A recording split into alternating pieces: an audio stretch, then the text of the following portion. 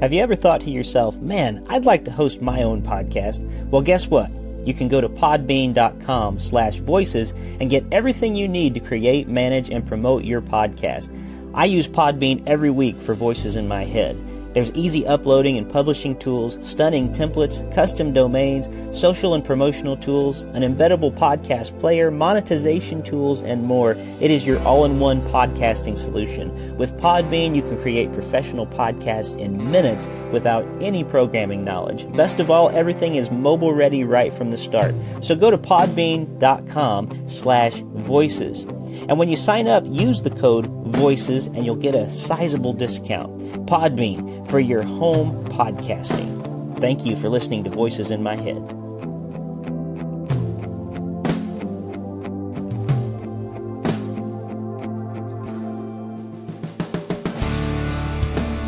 Welcome to Voices in My Head, the official podcast of me, Rick Lee James. I'm a recording artist, a singer, songwriter, an author, a worship leader, and an ordained minister in the Church of the Nazarene. The Voices in My Head podcast is your source for discussions on music, literature, movies, pop culture, theology, and more. Now sit back, relax, and listen to the latest episode of the Voices in My Head podcast. And don't forget to let the voices in your head be heard by following me on Twitter at Rick Lee James and sharing your thoughts about today's show. When you are in ministry long enough, you see not only the great joys and the triumphs, but you also see some of the brightest and most talented pastors and leaders depart from their ministries because of poor ethical decisions that they've made.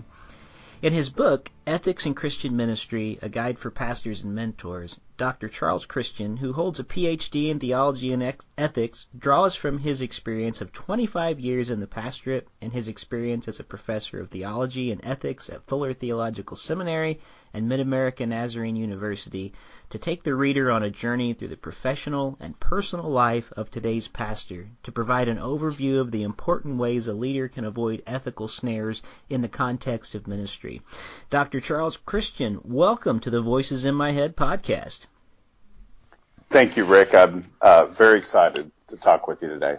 Now, I should mention about you that you're a person who kind of wears a lot of different hats, and one thing that you're currently doing right now is you're the editor of Holiness Today, and I believe also Grace and Peace magazine. Is that correct? That's correct. That's a new position. As of May 2017, I work at now the Global Ministry Center for the Church of the Nazarene, and I am the communications coordinator for USA Canada, for the churches in USA Canada, and part of that role includes editing our quarterly clergy journal called Grace and Peace, and I'm also the managing editor of our denominational publication that comes out 6 times a year called Holiness Today. Holiness Today, and I just had an article featured in that this month with several of my friends. There's people like yes, you did. Brandon Hancock and Brent Peterson and a whole bunch of my buddies on there. I'm really excited to be a part of that, and I thank you for inviting me to contribute. Oh, our pleasure. It was a great article you did, and it was our November-December, which focuses on worship in the church, and you were a great contribution to that given your experiences.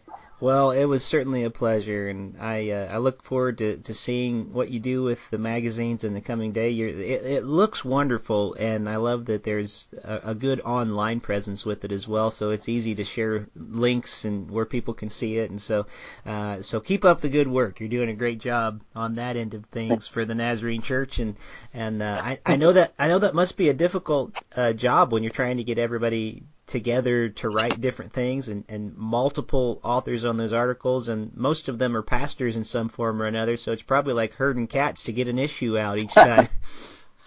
It is. We have a great team here, though. I have a great assistant and on both magazines, great assistants and good folks that I report to, our general editor and our USA Canada director. So thank the Lord we have a great staff of folks who are helping this thing move forward.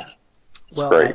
I know you're a super busy guy, as am I, and we have been trying to find time to do a podcast on your book, Ethics in Christian Ministry, for some time now, and things finally aligned, and we were able to work it out today, and I'm excited to be able to talk to you about it. I think that this is an important book for pastors and mentors, and as I've been perusing it, I just think for really anybody who is a Christian in ministry. And I guess you wouldn't necessarily have to be a Christian, but really the book is about Christian ethics specifically, and some of the things that that maybe we don't often even think about when we are trying to make decisions, and whether we are grappling with, is this a Christian decision that we are making?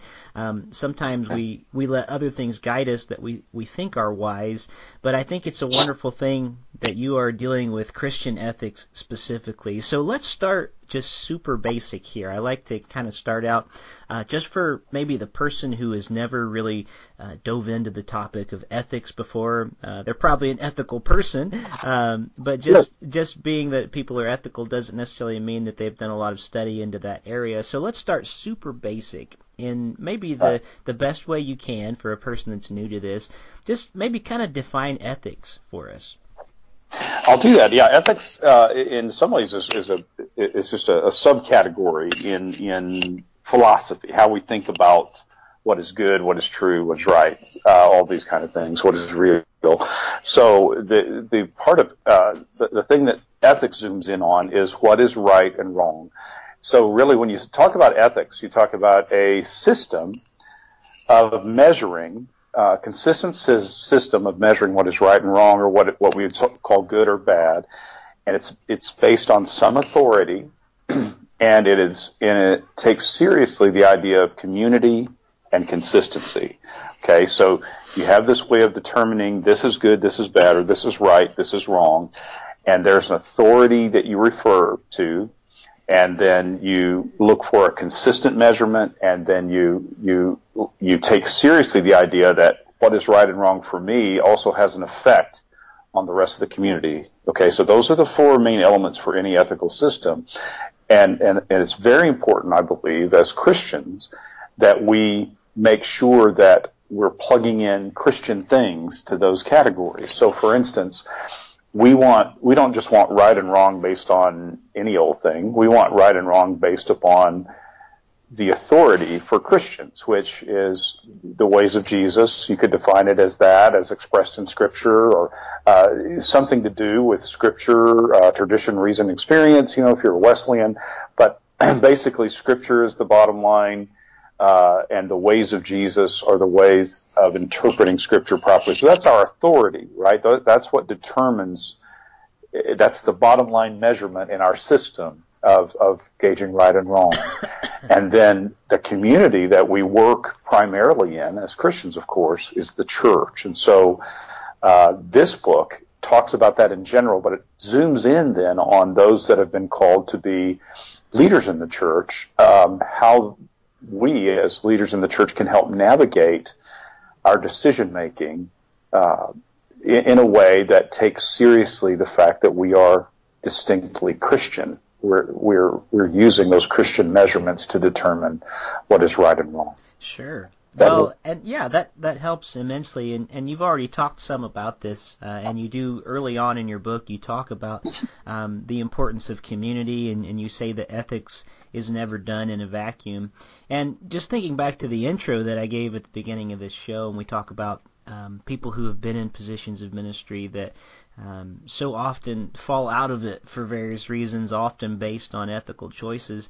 I don't think we can emphasize enough the importance of doing this in community, and that's especially important, I think, with so many of our Nazarene churches, and we can only speak, I guess, for our personal denomination from the experiences we've had. But so many of our churches, a lot of them are small, and a lot of them are just sometimes the one pastor at the church. And I think sometimes they must feel very alone and very isolated. And so before I get too far into some of the questions I had, this was just sort of off the top of my head. I wonder what advice you would give, since we know that community is so important in making ethical decisions together, pastorally and as Christians. What advice would you give to maybe the pastor that's listening out there that is the only person on staff at his church and doesn't feel like they have a great community around them, but still wants to be a part of a community like this? Do you have any advice for someone like that? Well, I could try. I mean, for women and men who are solo pastors, meaning solo staffed pastors, or bivocational ministry pastors, which is the fastest growing group of pastors in our denomination, is our bivocational pastors. Two things I can talk about, two things that especially helped me early on. When I became a senior pastor, I had been married for 1 month. I had been in seminary for just over a semester, maybe, and was at a church that had been through a crisis, and in a very diverse neighborhood where I really, which was a new neighborhood to me, obviously. So I had so much new going on. There was considerable fear and trepidation about just how am I going to do this, and what does God have for me here. I think the first thing I would say is, and the thing that God provided for me, thankfully, it's why I'm still in ministry probably, is good mentors, seeking out. And often these people are so busy. These are older, wiser men, men and women who have done this a while, who have some years under their belt, and who are respected on the district level, or or in the region. And I just really was told by my district superintendent, who was near retirement at the time, you need to just call some of these people, and you need to have some people that are just sort of your peers in that way, that you can just kick ideas around with and share your struggle with. But you also need people who have been further down the road than you. And man, that has stuck with me. And so that's why the subtitle of this book is called A Guide for Pastors and Mentors, because I think it's very important, even if we feel very isolated and out of the way, that we seek out someone. And often, unfortunately, I can't, for some locales, it can't be someone maybe in our denomination, at least face to face, but someone whom you trust and respect and whom you can lean on. I've pastored in communities where the next nearest Nazarene pastor might be many, many miles away, or too busy or whatever. So in the community, I found an older, wiser person that I could call up and say, hey, occasionally or once a month or a couple times a month, could I just sit with you and run some things by you?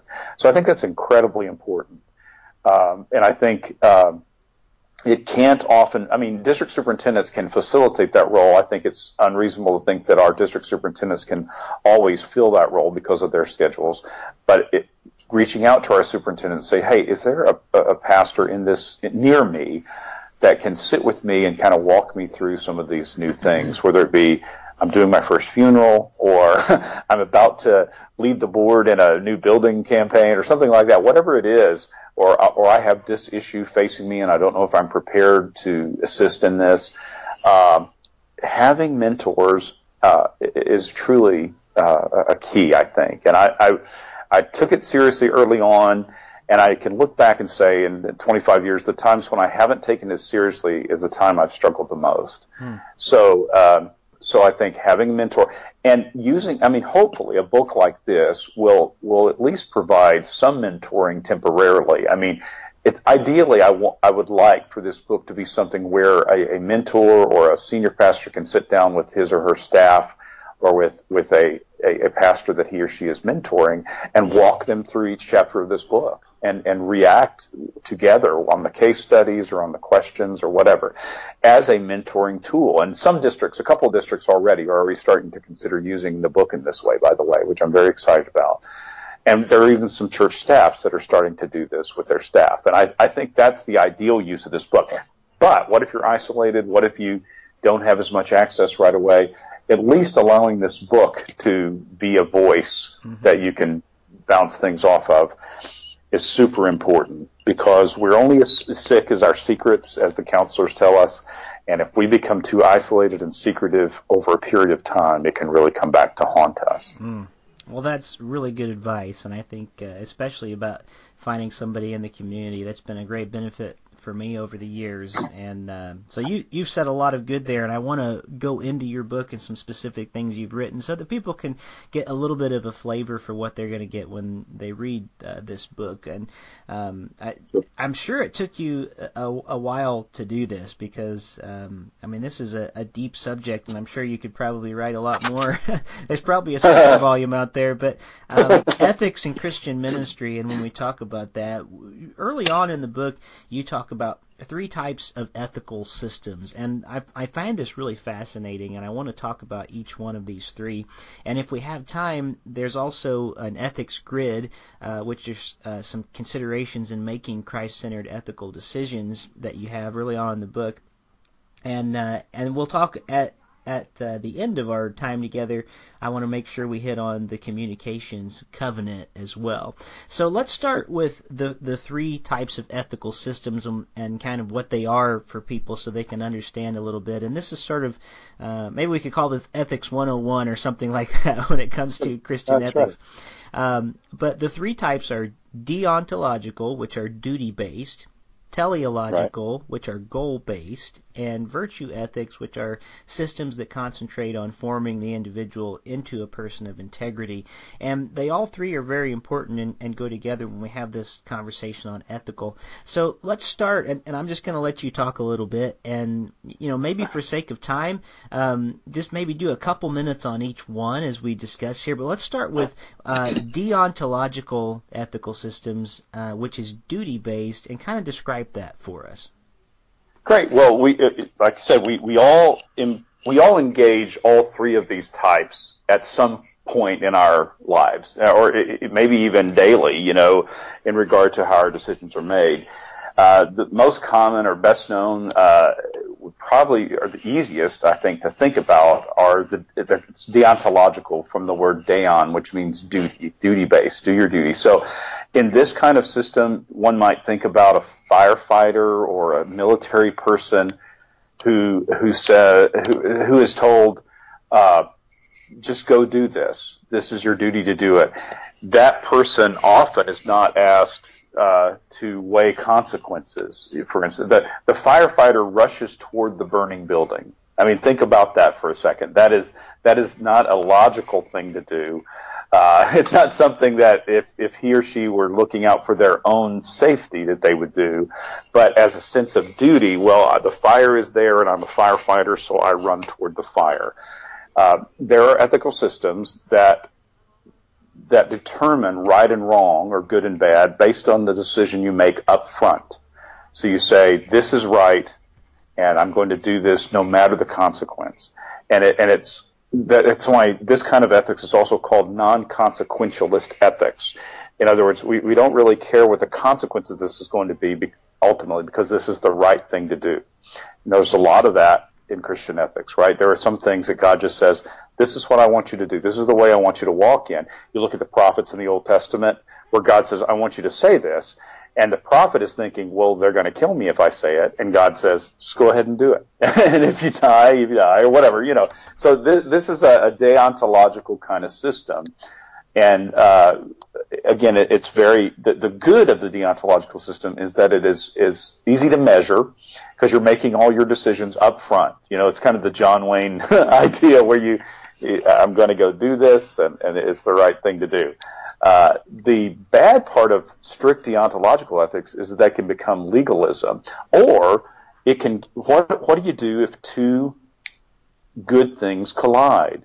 The example I give is you're walking through a park and you see a sign that says no swimming by city ordinance. Well, you don't swim in it maybe because you think it's a duty to be a good citizen and to obey the law. But as you walk by, you hear a child yelling, "Save me, I'm drowning." Well, there you also have the duty to preserve human life. I assume, most Christians, or hopefully all Christians, think of life as very valuable. Mm-hmm. So at that moment, you have 2 duties that are colliding. What do you have to do? Well, you have to decide which duty is better. And there's where you get into the second category, teleological ethics. Teleological or teleological ethics is from the word telos, which means goal.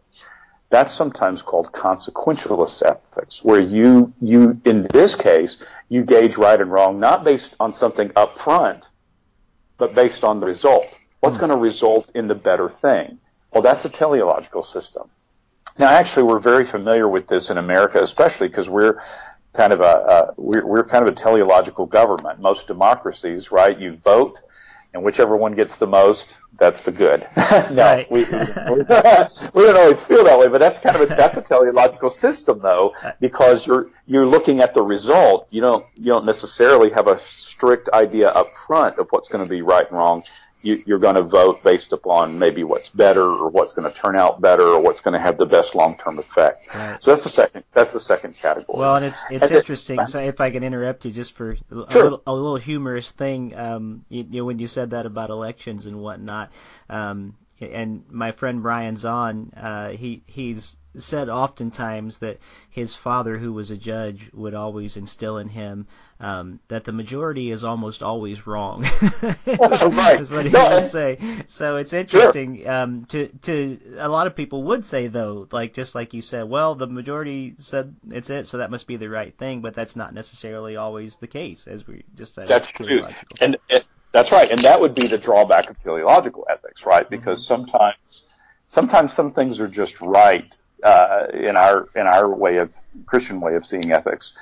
Now, I'm sorry, can I interrupt you just one more time? Because you were probably going to follow this up with something, but I just wanted to kind of distinguish between the two a little bit as we're talking, because the deontological is sort of the duty-based thing, and that would be duty-based. So let's say we see someone drowning, but the teleological, if you were only going to go by that method, unless I'm mistaken, what you're describing is, well, let's put a vote to it and see what, is it worth the risk of going in to save this person? Let's take a vote. Yes or no, let's not do it. When the ethical thing, according to deontological, would just be, well, it's our duty. We have to try, we don't take a vote on this, right?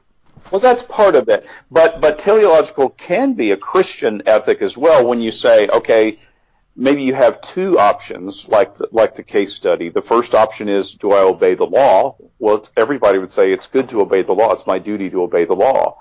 Or do I save this child and break the law? Well, it's not always good to break the law as a duty, but it's better in this case, because I ask students this every year for the last 18 years, how many of you would save the child and break the law? And thankfully, so far, every one of them, hundreds of students, have raised their hand on the second, I will save the child. Great. What you're doing there is you're saying there is one duty that's more important than the other duty, right? Right. So you're using a teleological ethic in that moment. You're saying the goal, if I do action B, which is save the child, it accomplishes a better goal. So there's a case where teleological ethics can help us, right? And Christian writers throughout history have said, for instance, in the Bible, when Rahab tells a lie, right? Basically, she tells a lie, but God calls it good in Hebrews 11. I mean, he says this is a good thing. Well, how can a lie be good? Well, a lie is usually not good, right? Most of the time. However, in that moment, because in weighing the duties, right, it's a duty not to lie, it's a duty to protect life, right? Right. Well, in this case, Rahab chose the duty to protect life as more important. Now, again, we can't use that to justify everything we do, and that's a drawback of teleological ethics, right? You can get into the ends always justify the means. But the good of teleological ethics is we as Christians can look at certain situations and go, because we're faced with that most of the time, I think, in church life, aren't we? We know that there are certain things that are duties, but what do you do in a board meeting when, or in a life situation where someone says, well, I could do both things. Both things would be good on their own. But in this case, these two good things would contradict one another. Which one do I choose? Well, the minute you say that, you're using a teleological ethic, right? You're saying, well, now we've got to pick the one that, in the case of Christians, I would argue, we would say, which furthers the love and purposes and mission of God the most? That's a big one for teleological ethics for Christians. which one furthers the goals of God the most? Which of these two very good decisions is better? And then that's the teleological part. And then finally, the virtue ethics portion of it kind of can fit into both categories. It's all about virtue ethics is simply our reminder as Christians, especially, although non-Christians talk about virtue ethics too, but virtue ethics is a reminder that in Christian ethics, God often cares more about the intention of our heart than the result of our action. And we believe that as Wesleyans, very much so, don't we? I mean, our actions matter, but the intention of our heart matters. So in the Sermon on the Mount, you have Jesus saying things like, you've heard it said this, like this is a good thing, but I tell you, something else. And the I tell you is usually about the intention of your heart, or when he chides the Pharisees and says, "Oh yeah, you pay the tithes of your spices and your monies and stuff, but you don't take care of the poor or widows among you. So this is bad." So just because your action on the surface is good, like you do your duty, for instance, your character is flawed, and therefore there's some you need some improvement. Right? So this is virtue ethics, right? And yeah, go ahead. No, I was just going to say, and I found this interesting too when you were talking about virtue ethics in your book, and forgive me if I'm stepping on what you're about to say, but the idea that these ethics are formed for Christians through things like Christian devotion and corporate worship and mission of compassion, and that these things are actually things that help to shape us to be ethically Christian.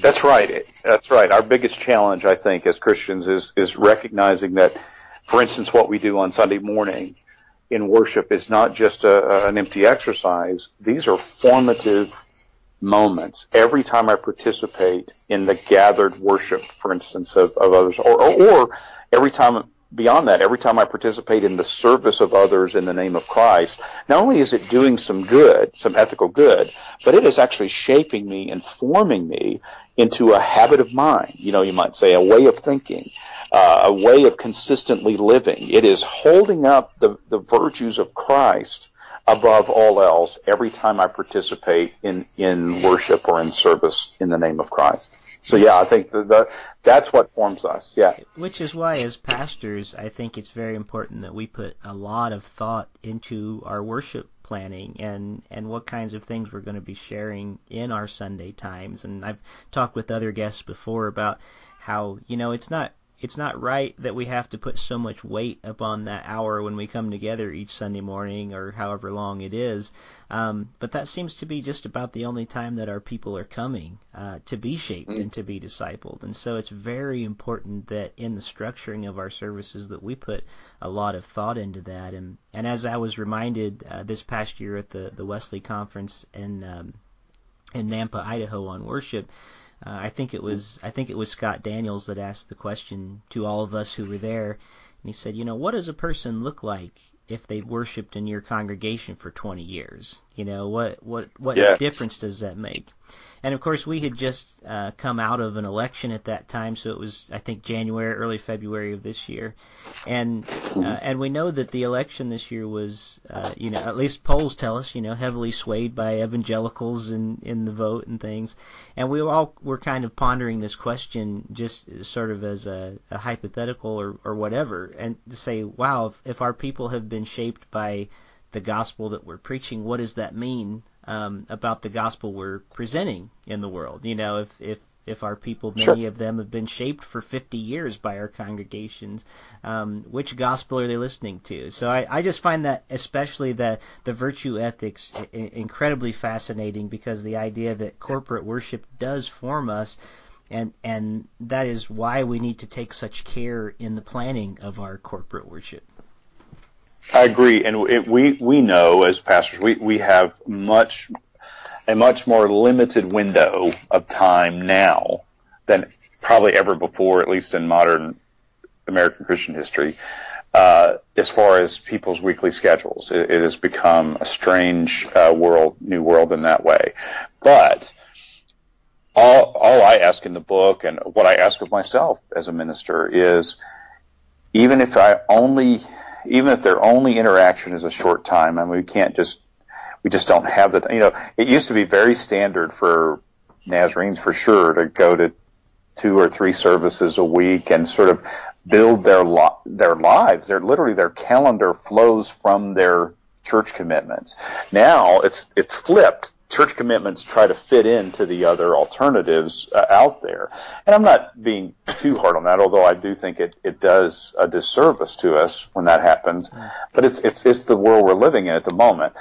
If that's the case, then I need to be even more intentional as a minister about how is this short time that I have with these folks at least being a catalyst to help them shape and to be formed and shaped into the image of Christ, so that as they live out their lives, more and more things flow from their commitment to Christ, flow from it, instead of sort of fitting in Jesus wherever you can. So I think that's a great observation you made there, and it's a really important, I think, a key aspect of what I hope the book helps with. Sure. Well, we better move on. We're rapidly going through our time here, and I want to have you talk quickly, if you could, about the ethics grid in your book. And the ethics grid there are key considerations in making Christ-centered ethical decisions, and I think that these especially would be things that maybe pastoral staffs or pastors or church boards or whoever in mentoring relationships, you would find these parts of the ethical grid, these different quadrants, to be very useful. And the 4 quadrants, just so our listeners will know, you'll find in the book, there's the theological quadrant, the priorities quadrant, the character quadrant, and the relational quadrant. And I wonder if you could quickly, I know I'm asking you to do a lot in quickly doing this, but if you're able to sort of summarize for us these different quadrants of the ethics grid, that would be wonderful. I'll try. I mean, it requires a lot of time, and it requires a lot of adaptation for each church or nonprofit or whoever is using it.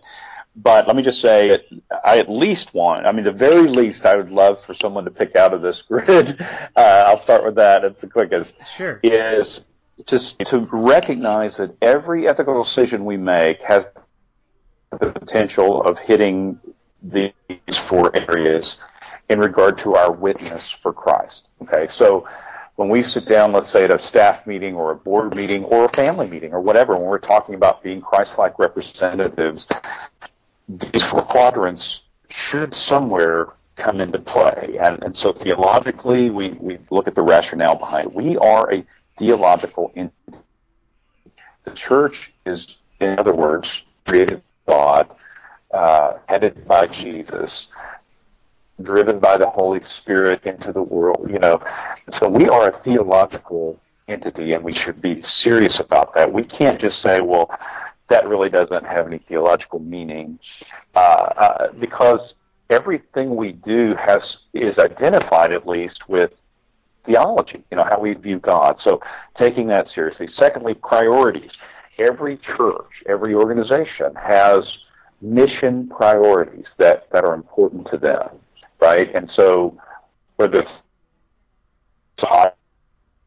podcasts or our local church, we have things that we say, this is important, all these are important, but this is more important than this, and this is more important than that. So I think we have to take seriously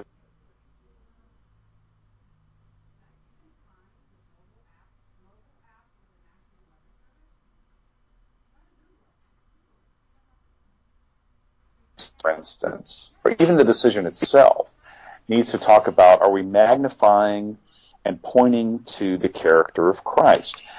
If we are treating our vendors or our contracted people in a terrible way, even if we're paying them, for instance, that's one example, then that's a character issue that reflects on us and on the church, and therefore on the character of Christ. And then finally, relational quadrant.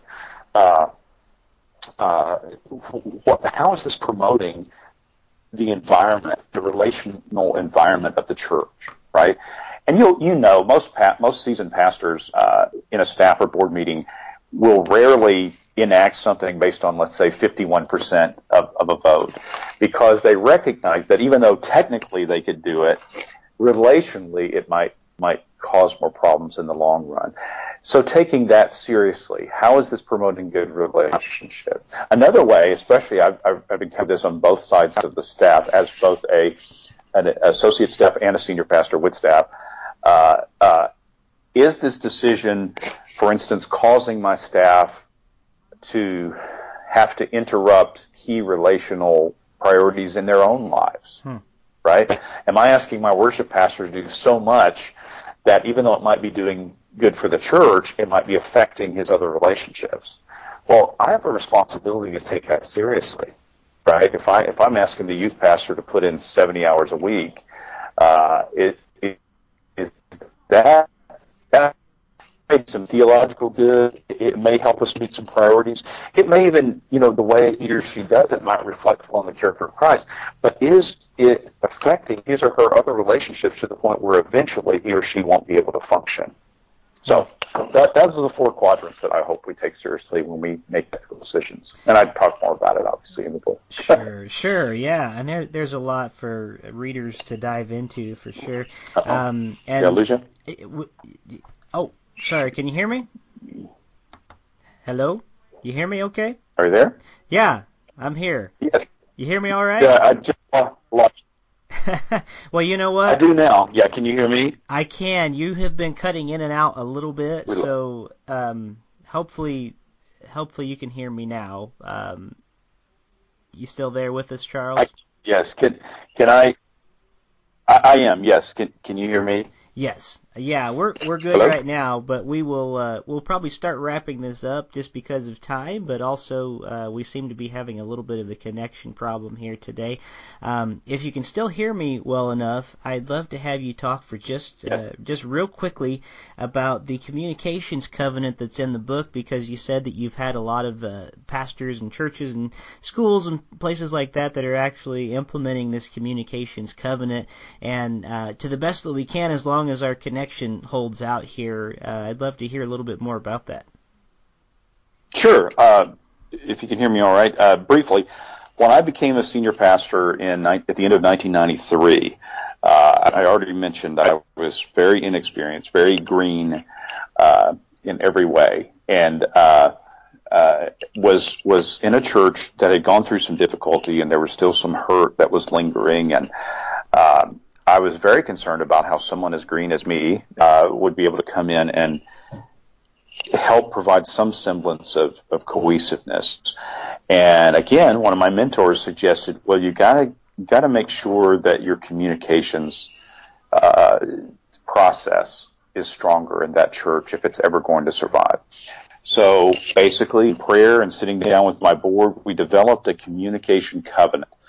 So this was, 25 years ago, almost. And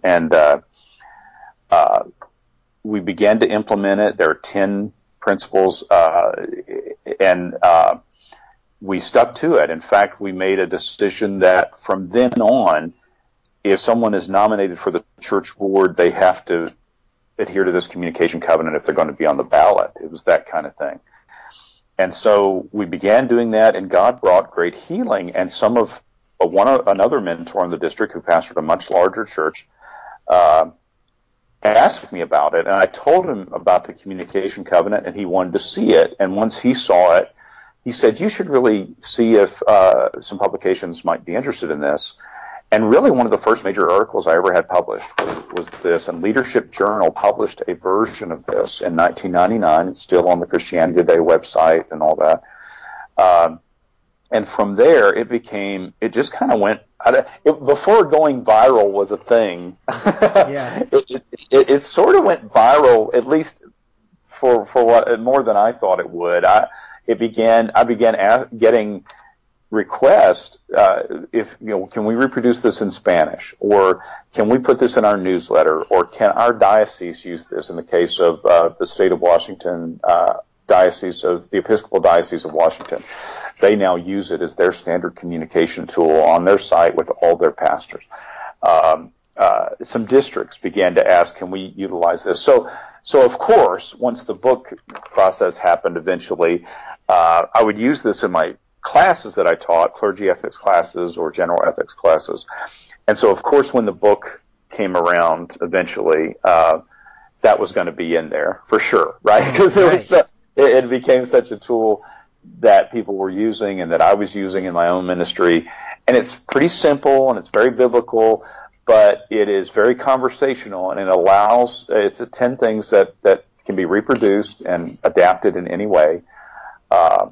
And it is, I joke with people, thankfully I've gotten to write quite a bit in especially the last 15 or 16 years, over 50 articles and reviews. I mean, contributed to reference books and other books, but nothing has gotten more mileage than this very simple 10-step communication covenant, which I find ironic that it didn't take a long time to write, but it took a lot of prayer and implementation, and people seem to respond well to it. So it's basically a covenant that any entity, any organization can sit down, especially churches, can sit down with one another and say, let's agree to communicate this way.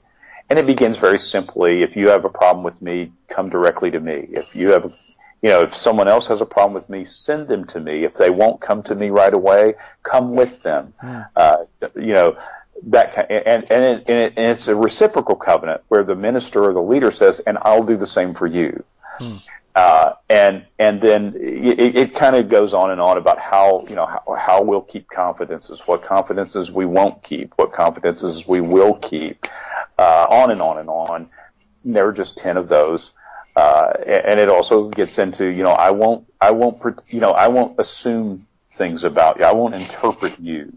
I'll ask you to do that. Please don't simply interpret me unless you've talked to me about, this kind of stuff.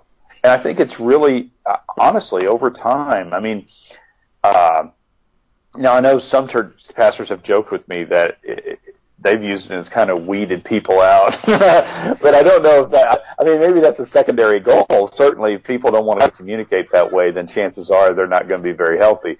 But I think the good thing that it's done is it's increased the trust between pastors and board members, sure.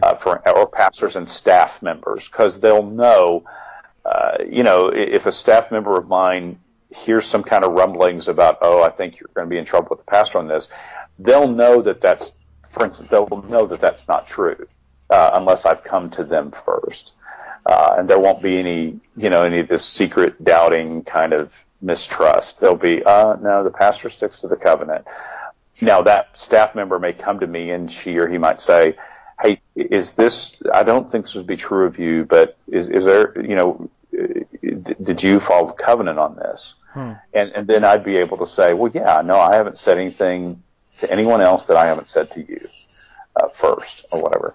So that has gone a long way in my own pastoral ministry, and I'm very grateful that a couple of districts now are using it in their training, and even outside our denomination, it's beginning to show up as a useful tool. It even showed up in a couple of chapters of books which I wasn't upset about this, but I've had students a couple of times go, hey, look at chapter 3 of this book, and I see it, and it's the communication covenant is rightly cited, but I didn't know. Now I don't get mad when that. I don't get mad when that happens, but it's that's happened a couple times where it's like, look, this is your article, this is your communication covenant, it has your name attached to it, and this guy's discussing it in his book. Well, great. I mean, I'm all for that. I just, and so I usually contact the author and go, hey, thanks for using my covenant. Let me know. That kind of stuff. So yeah, I'm very of everything in the book. I'm particularly pleased that that's being used because I know it's helped me. So well, Charles, I want to thank you for taking time to be on the podcast today. I think this is a wonderful resource that a lot of people are going to find some great help from, and it'll be great to have an actual, book we can pull off our shelves and find the communication covenant in. It's been passed around many different places. Again, listeners, the book is Ethics in Christian Ministry, a guide for pastors and mentors. Guess what? Christmas is coming, and it may make a great gift for someone. You can go to Amazon. You can go you know how it is in the age we live in. Go just about anywhere online. Just look up the book, and you'll be able to find it and purchase it. And it's worth your time. So, Charles Christian, thank you for being one of the voices in my head this week. Thanks, Rick. I appreciate it very much, and have a great day. Today's podcast is brought to you by Audible. Get a free audiobook download and 30-day free trial at audibletrial.com/voicesinmyhead. That's audibletrial.com/voicesinmyhead. Over 180,000 titles to choose from for your iPhone, Android, Kindle, or MP3 player. That's audibletrial.com/voicesinmyhead. Give it a try today.